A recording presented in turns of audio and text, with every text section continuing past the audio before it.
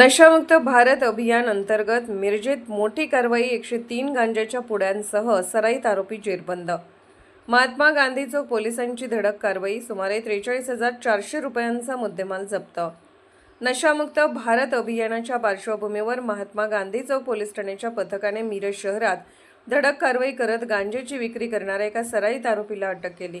या कारवाईत 103 तयार गांजाच्या पुड्या, मोटरसायकल अशा एकूण सुमारे 43,400 रुपये किमतीचा मुद्देमाल जप्त करण्यात आला।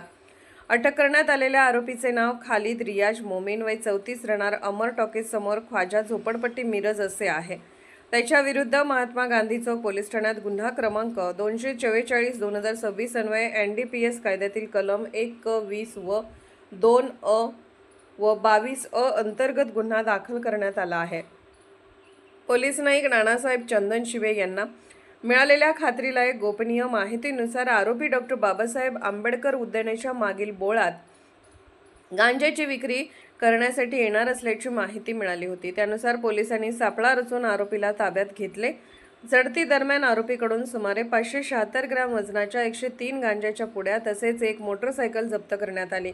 प्राथमिक चौकशीत हा गांजा मिरज परिसरात किरकोळ स्वरूपात विक्रीसाठी आणल्याची कबुली आरोपींनी दिल्याचे पोलिसांनी सांगितले। ही कारवाई पोलीस अधीक्षक तुषार दोशी, अपर पोलीस अधीक्षक कल्पना बारवकर, उपविभागीय पोलीस अधिकारी मुकुंद कुलकर्णी यांच्या मार्गदर्शनाखाली प्रभारी सहाय्यक पोलीस निरीक्षक संदीप शिंदे यांच्या नेतृत्वात करण्यात आले।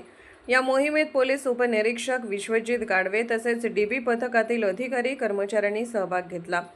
पोलीस तपासात आरोपी हा जिल्ह्यात गांजा विक्रीच्या अनेक गुन्ह्यांमध्ये नोंद असलेला सराईत गुन्हेगार असल्याचे समोर आले आहे। या प्रकरणाचा पुढील तपास पोलीस उपनिरीक्षक विश्वजित गाडवे करीत आहेत। जिल्हा पोलीस दलाने नागरिकांना आवाहन केले असून अंमली पदार्थाची विक्री किंवा वितरणाबाबत कोणतीही माहिती असल्यास तात्काळ पोलीस प्रशासनाला कळवावे असे सांगितले आहे।